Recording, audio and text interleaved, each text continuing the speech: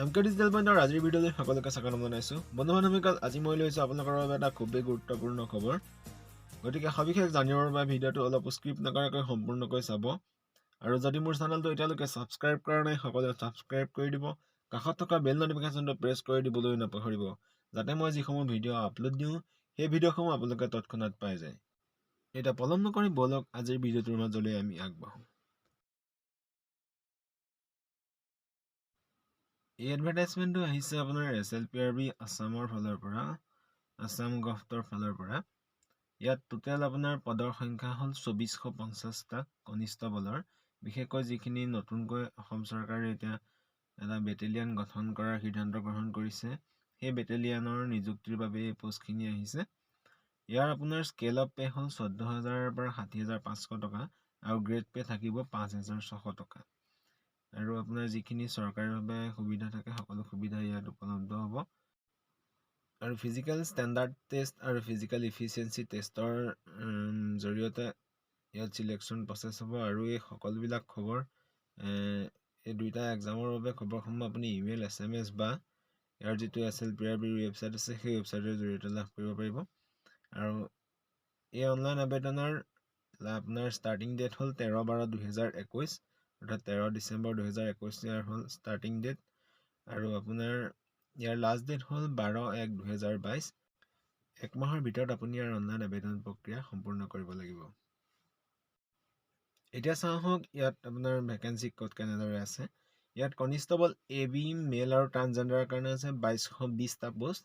আৰু ইয়াত ৰিজাৰ্ভেশ্যন থাকিব OBC MOBCৰ কাৰণে 27%, আৰু SCৰ কাৰণে থাকিব 7%, STPৰ কাৰণে থাকিব 10%, STHৰ কাৰণে থাকিব 5%। আৰু 10% ৰিজাৰ্ভেশ্যন থাকিব যিসকল EWS কেটেগৰীৰ পৰা বিলং কৰিছে আৰু তেওঁলোক SC ST বা OBC স্কিমৰ ভিতৰত নপৰে, তেখেতসকলৰ বাবে 10% ৰিজাৰ্ভেশ্যন থাকিব। আৰু 2 নম্বৰতে আছে কনিষ্টবল AB ফিমেলৰ কাৰণে 180টা পোষ্ট। আৰু ইয়াতো ঠিক একেধৰণে OBC MOBC ST SC এইসকলৰ কাৰণে একেধৰণে ৰিজাৰ্ভেশ্যন থাকিব। আৰু EWSৰ কাৰণেও সেই একেধৰণে ৰিজাৰ্ভেশ্যন থাকিব। আৰু 3 নম্বৰতে আছে কনিষ্টবল AB নাৰ্ছিং, ইয়াত 50টা পোষ্ট আছে আৰু ইয়াতো একেধৰণেৰে ৰিজাৰ্ভেশ্যনখিনি থাকিব। ইয়াৰ পাছতে আপোনাৰ 5% ৰিজাৰ্ভেশ্যন থাকিব যিসকলে স্পৰ্টছ পাৰ্চন হয়, তেওঁলোকৰ বাবে 5% ৰিজাৰ্ভেশ্যন থাকিব। আৰু তেওঁলোকে ইয়াত উল্লেখ কৰা এই যিসমূহ খেল আছে খেলসমূহৰ ভিতৰত পৰিব লাগিব, বা অলিম্পিকৰ যিখিনি খেল হয় সেই খেলসমূহৰ ভিতৰত পৰিব লাগিব। আৰু তেওঁলোকে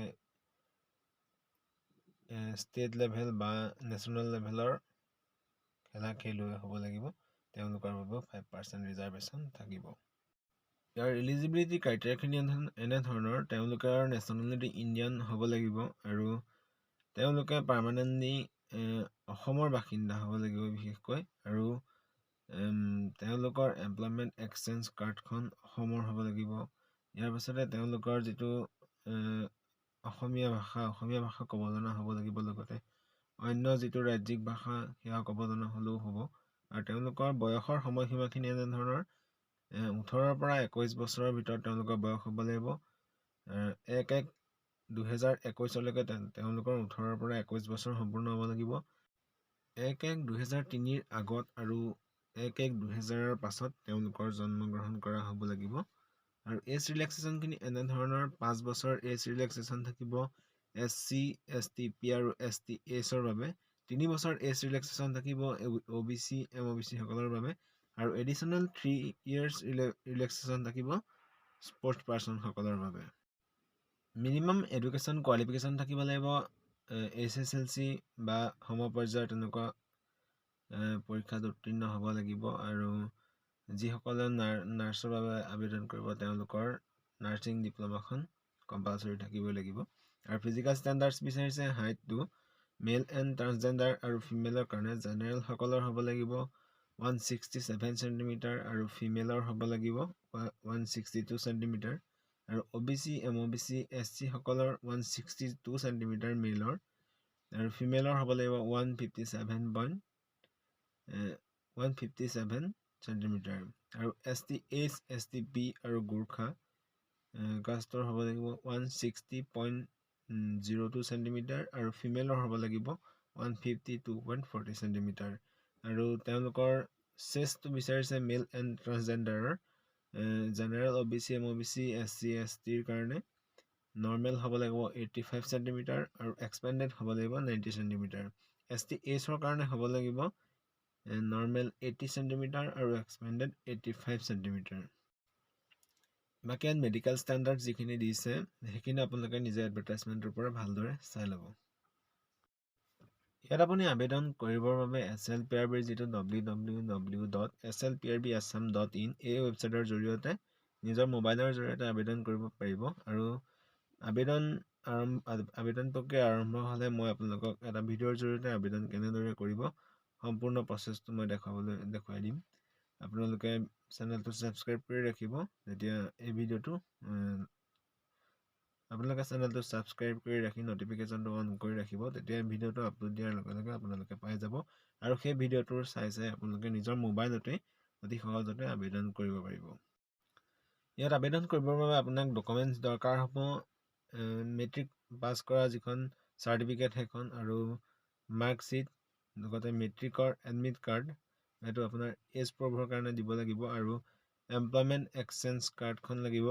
আৰু ইয়াৰ পাছতে যদি আপুনি স্পৰ্টছ পাৰ্চন হয়, আপুনি সেই কেটেগৰীত পাবৰ বাবে 5% ৰিজাৰ্ভেশ্যন পাবৰ বাবে যদি আপোনাৰ স্পৰ্টছৰ চাৰ্টিফিকেট আছে সেই চাৰ্টিফিকেট আপলোড দিব লাগিব। আৰু যিসকল OBC MOBC ST SC হয় তেওঁলোকৰ কাষ্ট চাৰ্টিফিকেট লাগিব, আৰু সকলোকে PRC লাগিবই, আৰু ট্ৰান্সজেণ্ডাৰসকলৰ ট্ৰান্সজেণ্ডাৰ চাৰ্টিফিকেট লাগিব। আৰু যদি আপোনাৰ EWS চাৰ্টিফিকেট আছে আপুনি ইয়াত আপলোড দিব পাৰিব। ডকুমেণ্টখিনি ইমানেই লাগিব, আৰু বাকী ইয়াত দিয়া আছে সেইখিনি আপোনালোকে এডভাৰটাইজমেণ্টৰ পৰা ভালদৰে চাই ল'ব। মই এডভাৰটাইজমেণ্টৰ লিংক ডেছক্ৰিপশ্যনত দি দিম, আপোনালোকে ডেছক্ৰিপশ্যনৰ পৰা এই এডভাৰটাইজমেণ্টটো ভালদৰে সম্পূৰ্ণকৈ চাই ল'ব। ইয়াত আপোনাৰ মেল এণ্ড ট্ৰান্সজেণ্ডাৰ কেণ্ডিডেটৰ কাৰণে ৰান দিছে আপোনাৰ 4.8 কিলোমিটাৰ। আপুনি 20 মিনিটৰ ভিতৰত 4.8 কিলোমিটাৰ দূৰ সম্পূৰ্ণ কৰিব লাগিব। আৰু লং জাম্প দিছে আপোনাৰ 365 চেণ্টিমিটাৰ আপুনি লং জাম্প কৰিব লাগিব, আৰু 3বাৰ আপোনাক চান্স দিয়া হ'ব। আৰু চেইন আপ 4 টাইমছ ফৰ কোৱালিফাইং, এইটো মই বুজি পোৱা নাই কি হয়। আৰু আপোনালোকে 100 মিটাৰ দৌৰ সম্পূৰ্ণ কৰিব লাগিব 15 ছেকেণ্ডৰ ভিতৰত। ফিমেল কেণ্ডিডেটসকলৰ বাবে তেওঁলোকে দৌৰিব লাগিব 2.8 কিলোমিটাৰ, 19 মিনিটৰ ভিতৰত 2.8 কিলোমিটাৰ দৌৰ সম্পূৰ্ণ কৰিব লাগিব। আৰু তেওঁলোকৰ লং জাম্প হ'ব 265 চেণ্টিমিটাৰ, আৰু তেওঁলোককো 3 টাইমছ চান্স দিব। আৰু তেওঁলোকে 100 মিটাৰ দৌৰ 18 ছেকেণ্ডৰ ভিতৰত সম্পূৰ্ণ কৰিব লাগিব। বাকী আপোনাৰ ইয়াত সকলোবিলাক ইনষ্ট্ৰাকশ্যন দি দিছে। এডভাৰটাইজমেণ্টৰ লিংকৰ পৰা এডভাৰটাইজমেণ্টটো আপোনালোকে ডাউনলোড কৰি এডভাৰটাইজমেণ্টটো ভালদৰে চাই ল'ব, চাই লৈ আবেদন কৰিব পাৰিব। আৰু ইয়াত আপুনি ফাইনেল মেৰিট লিষ্টৰ কাৰণে আপোনাৰ টোটেল 100 মাৰ্কে আহিব, PETৰ কাৰণে আহিব 80 মাৰ্কছ, আৰু সাইকোমেট্ৰিক টেষ্টৰ বাবে আহিব 20 মাৰ্ক। এইটো আপোনাৰ মেল এণ্ড ট্ৰান্সজেণ্ডাৰ কেণ্ডিডেটৰ কাৰণে। আৰু ফিমেল কেণ্ডিডেটৰ কাৰণে তেনেকৈ 60 মাৰ্কছ আহিব পেটৰ কাৰণে, আৰু সাইকোমেট্ৰিক টেষ্টৰ কাৰণে আহিব আপোনাৰ 20 মাৰ্কছ। টোটেল 80 মাৰ্কছ আহিব ফিমেল কেণ্ডিডেটৰ বাবে। বন্ধু-বান্ধৱীসকল, আজিৰ ভিডিঅ'টোত ইমানেই আছিল। যদি মোৰ ভিডিঅ'টোৰ পৰা আপোনালোকে নিজকে অলপ হ'লেও উপকৃত হ'লো বুলি ভাবিছে, তেনেহ'লে ছাবস্ক্ৰাইব কৰি দিবলৈ নাপাহৰিব, আৰু কাষত থকা বেল নটিফিকেশ্যনটো অন কৰি ৰাখিব, যাতে মই ভিডিঅ'সমূহ আপলোড দিয়াৰ লগে লগে আপোনালোকে পাই যায়। ধন্যবাদ। জয় অসম।